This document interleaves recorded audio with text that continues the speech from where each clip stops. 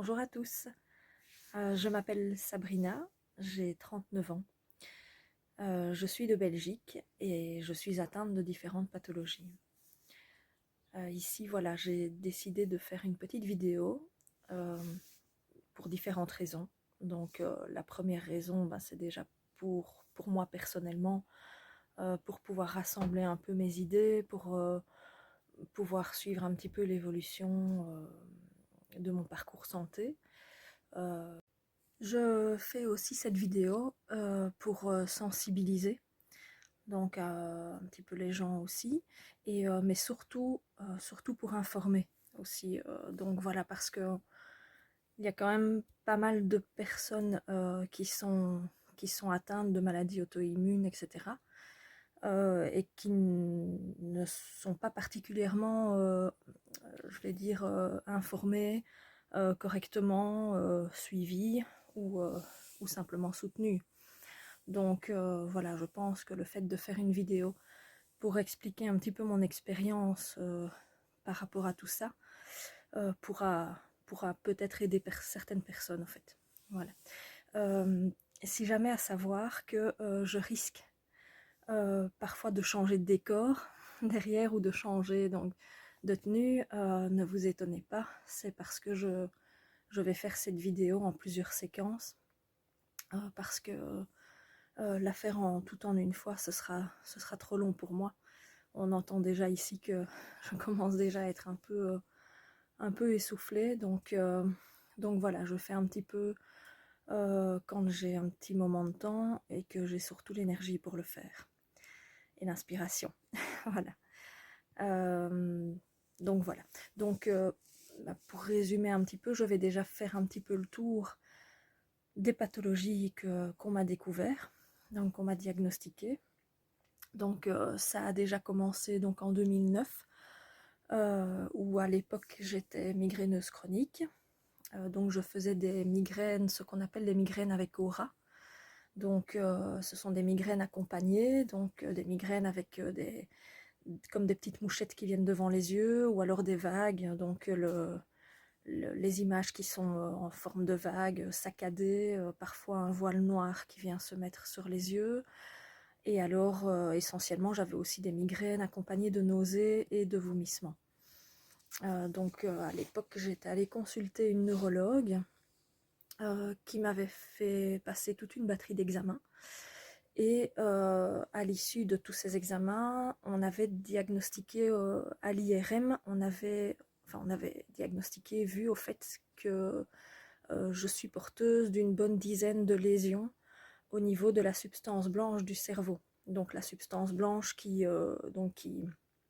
enveloppe le cerveau pour le protéger. Et donc les lésions, voilà, on n'a toujours pas, en 2022 maintenant, on n'a malheureusement toujours pas établi de diagnostic sûr et certain au niveau de ces lésions. Donc je dois être suivie en neurologie chaque année, 2 fois par an, donc dont une fois où je dois refaire un IRM cérébral pour vérifier que les lésions n'évoluent pas ou que d'autres nouvelles lésions n'apparaissent pas.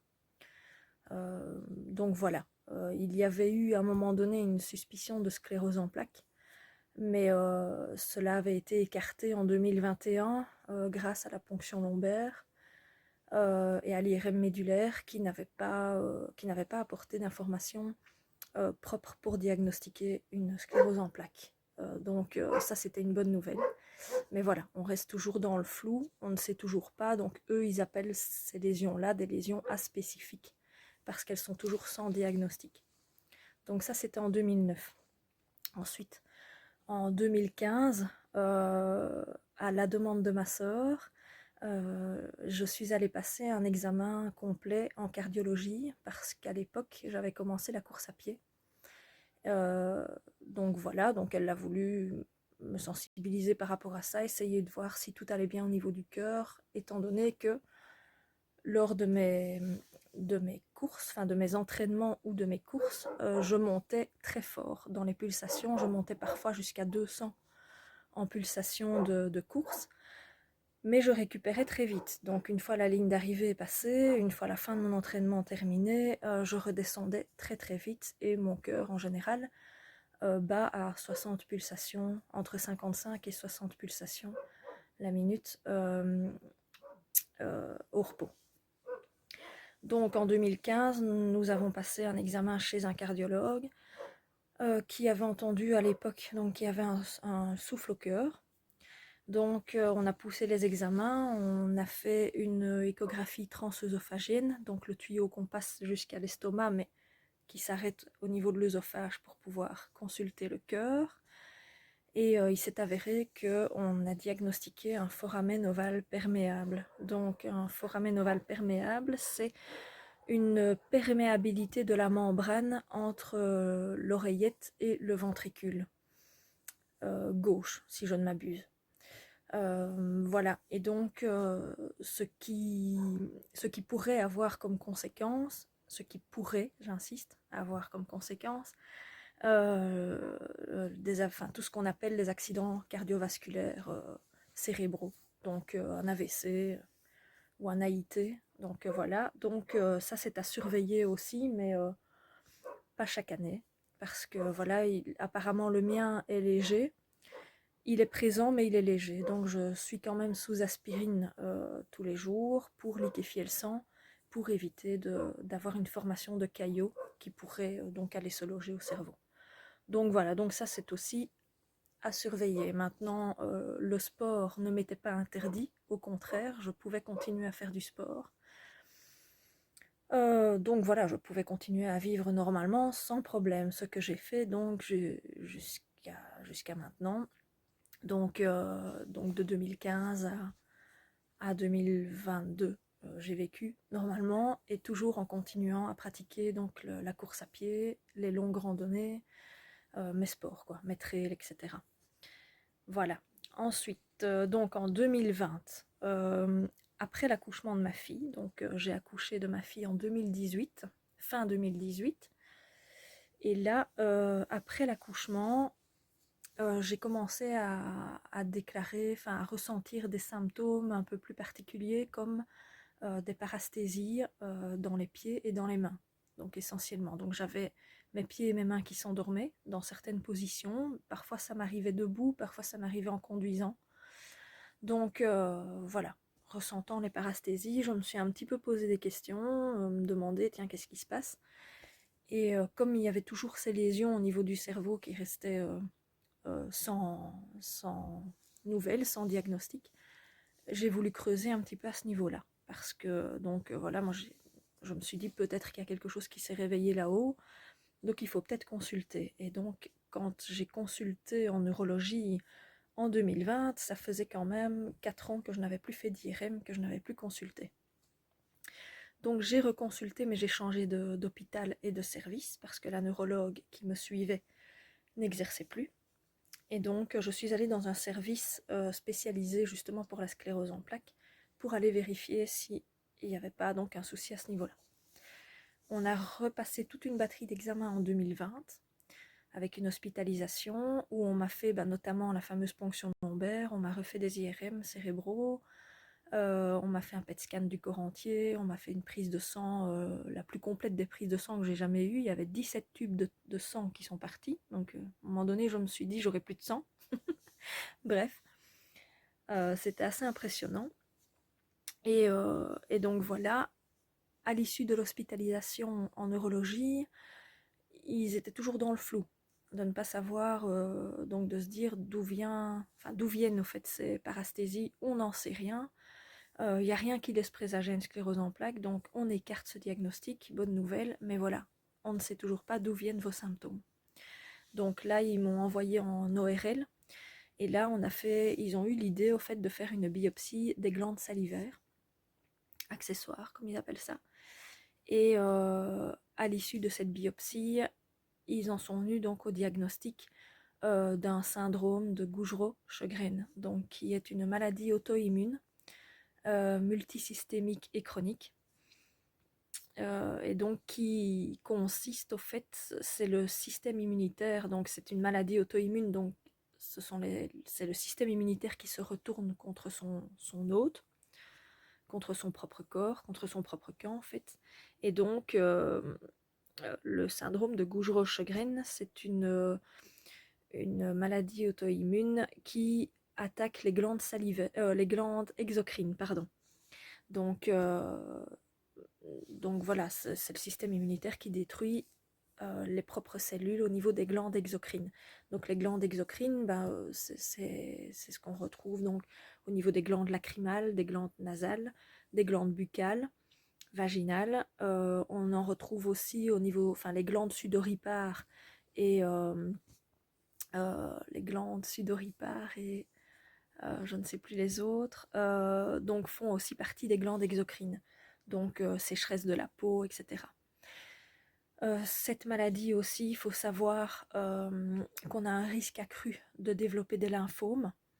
Donc il y a aussi un suivi annuel qui doit être fait par une grande prise de sang, enfin une prise de sang très complète, pour tout ce qui consiste dans les anticorps, donc au niveau maladie auto-immune, pour voir s'il y a un signe d'activité de la maladie, et tout ce qui concerne donc les lymphomes, les lymphocytes, etc. Donc pour vérifier si aucun cancer ne se développe au fait. Donc voilà, la prise en charge est donc annuelle et c'est par un rhumatologue. Donc c'est un rhumatologue qui me prend en charge à ce niveau-là pour vérifier aussi que d'autres maladies auto-immunes ne viennent pas s'ajouter, parce qu'il faut savoir que le syndrome de Gougerot-Sjögren, c'est un petit peu le noyau, je vais dire, des maladies auto-immunes. Donc on dit toujours que le syndrome de Gougerot-Sjögren est rarement seul. En général, il attire toujours une petite cousine dans les maladies auto-immunes. Et c'est ce qui m'est donc arrivé fin de l'année passée, donc fin 2021, où j'ai développé au fait toute une sorte d'engelure au niveau des orteils, des engelures qui étaient quand même assez importantes, qui sont restées quelques mois. Et donc on est allé passer un examen et il s'est avéré que à la suite donc du syndrome de Gougerot-Sjögren, j'ai développé un syndrome de Raynaud. Le syndrome de Raynaud, donc en fait c'est une maladie cardiovasculaire qui consiste donc en la vasoconstriction des artères périphériques. Vasoconstriction, donc c'est une contraction qui empêche au fait le sang de circuler correctement au niveau des artères périphériques, aux extrémités. Et donc ça en général c'est en réponse au froid ou alors à un stress émotionnel. Donc voilà, en soi ce n'est pas une maladie qui est potentiellement grave, mais voilà, ça doit aussi être surveillé et parfois ça peut être soulagé par un traitement médicamenteux, ou alors voilà, quand ce n'est pas excessivement handicapant, je vais dire, il suffit simplement de se protéger du froid et alors de faire attention aux réponses émotionnelles par rapport à cette maladie. Voilà. Et alors, donc pour mon suivi diagnostic, en 2022, donc ici en mai 2022, j'ai donc récemment été diagnostiquée atteinte de l'encéphalomyélite myalgique, qui est communément appelé le syndrome de fatigue chronique, mais le nom n'est pas vraiment approprié parce que quand on parle de syndrome de fatigue chronique, essentiellement les personnes imaginent qu'il s'agit simplement d'une fatigue, mais ça va vraiment clairement au-delà de ça. Donc voilà, l'encéphalomyélite myalgique, c'est une maladie neurologique qui consiste au fait en une déficience des mitochondries, donc les cellules qui sont responsables du transport de l'oxygène dans le sang, de l'oxygène, de l'énergie, voilà, dans le sang, et donc les mitochondries ne se régénèrent pas comme elles devraient. Donc voilà, ça c'est l'encéphalomyélite myalgique qui, la majorité du temps, est accompagnée aussi malheureusement d'autres petits désagréments. Et donc ici, moi, l'encéphalomyélite myalgique est accompagné de dysautonomie. Donc ce qu'on appelle dysautonomie, ce sont des symptômes essentiellement de vertige, d'intolérance orthostatique. Donc la position orthostatique est prolongée, donc est intolérante.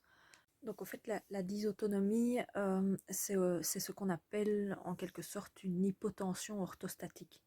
Donc au fait, c'est un petit peu comme quand on fait des chutes de tension. Donc quand on se relève, par exemple, qu'on est accroupi, qu'on est assis, qu'on se met en position debout. Donc vous avez certainement tous déjà eu ça au moins une fois dans votre vie. Ben, c'est avoir donc ces vertiges et ces sensations un peu comme si on allait tomber en syncope. Ben voilà, donc ça c'est la dysautonomie comme on appelle. Donc voilà, donc ça c'est accompagné avec l'encéphalomyélite myalgique dans ma situation. Et alors l'interniste qui m'a diagnostiqué ça a également une suspicion du syndrome d'activation mastocytaire.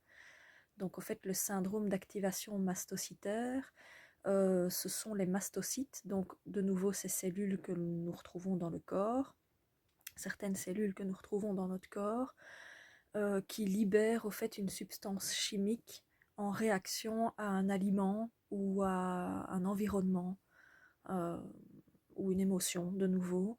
Voilà, donc ici par exemple, la suspicion qu'il a par rapport à ma situation, c'est que j'ai essentiellement des symptômes, par exemple quand je bois de l'alcool, donc que ce soit un verre de vin, que ce soit une bière ou que ce soit un petit cocktail ou quoi. Euh, il m'arrive, ce n'est pas à chaque verre d'alcool, enfin je vais dire ce n'est pas à chaque fois, mais à certains moments, je fais des réactions, donc j'ai la sensation d'avoir les jambes coupées l'espace de quelques secondes. Donc c'est vraiment une sensation de brûlure qui me prend dans tout le corps et qui me donne l'impression que mes jambes se paralysent pendant quelques secondes. Ensuite ça revient.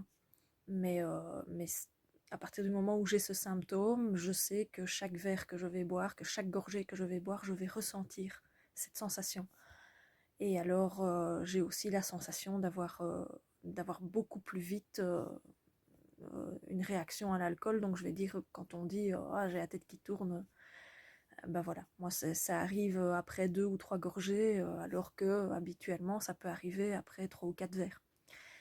Donc voilà, donc ça c'est vraiment la libération de cette substance chimique par les mastocytes. Et donc les personnes par exemple qui font des chocs anaphylactiques, donc qui font vraiment une grosse réaction allergique, qui ont un risque à ce moment-là je vais dire, d'y passer, bah, ce sont bien souvent des personnes qui ont le syndrome d'activation mastocytaire.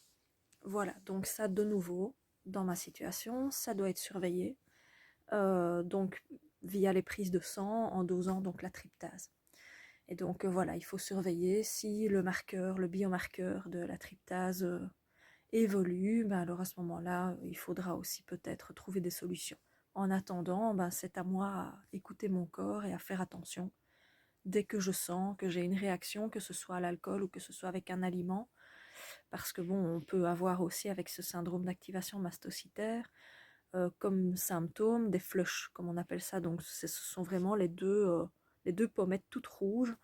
Et donc voilà, dès que je vois que j'ai ces pommettes qui sont rouges, alors que je viens de manger un aliment quelconque ou que je viens d'aller quelque part, bah alors je dois faire attention et donc ne pas continuer à manger cet aliment. Voilà. Bref. Donc voilà, pour le petit tour donc des diagnostics des différentes pathologies que j'ai. Donc voilà, ça fait un petit peu long pour... enfin voilà, malgré tout, je n'ai quand même que 39 ans. Donc je me trouve quand même encore jeune. Mais bon, voilà, malgré tout, je le prends avec le sourire parce que je n'ai pas du tout un tempérament d'être une personne négative. Je suis une personne qui a toujours été assez positive, qui a toujours mis toutes les chances de son côté. Pour les personnes qui me connaissent, ben, j'ai toujours eu une force de caractère assez importante, que j'ai développée en plus grâce au sport que j'ai pratiqué, par mes défis que je me suis donné et que j'ai réussi à relever pour la plupart. dans le sport et dans la vie de tous les jours. Donc voilà, donc je suis quelqu'un de très positif et donc je veux vraiment continuer à faire passer cette image de moi parce que pour moi c'est important voilà, de montrer qui je suis réellement et dans mon cœur et voilà. Maintenant, je vais vous expliquer un petit peu aussi les symptômes que je vis au quotidien, parce que ça pourra aussi peut-être aider certaines personnes, parfois à se reconnaître, et voilà, et parfois peut-être à pousser à consulter. Voilà, parce que bon, il est vrai que ce n'est pas toujours évident de faire confiance à la médecine, ça je le reconnais. Euh, c'est un débat que j'ai essentiellement avec ma sœur qui, voilà, qui est un petit peu anti-médecin et je la comprends parfaitement. C'est quelque chose que je comprends tout à fait, mais voilà. Malheureusement, quand on se retrouve face au mur et qu'on se retrouve avec des différents diagnostics comme ça, on n'a malheureusement pas non plus d'autre choix que de faire confiance à la médecine parce que, voilà, malgré tout, ils font quand même les études pour, je vais dire, c'est leur travail de tous les jours. Donc voilà, maintenant, comme partout et comme dans tout, on tombera toujours sur des, excusez-moi l'expression, mais sur des trous du cul. Donc voilà, malheureusement, j'ai eu aussi mon lot de médecins qui n'étaient pas du tout humains, qui n'avaient aucune empathie, aucune compassion, et voilà, qui m'ont clairement dit mais madame, c'est dans la tête. Voilà, je pense aussi que toutes les personnes qui malheureusement vivent avec des maladies auto-immunes ou des maladies quelconques, je pense qu'à un moment donné, rencontrent un jour ou l'autre ce genre de personnes, ce genre de médecins qui vont dire Madame, c'est psychosomatique. Donc voilà, je vais vous expliquer un petit peu une certaine expérience aussi par rapport à ça, mais je vais d'abord parler, pour être vraiment dans l'ordre au niveau de ma vidéo, parler donc des symptômes que je vis au quotidien ou quasi quotidiennement et qui sont assez handicapants dans la vie de tous les jours. Je vais vous expliquer un petit peu mon parcours.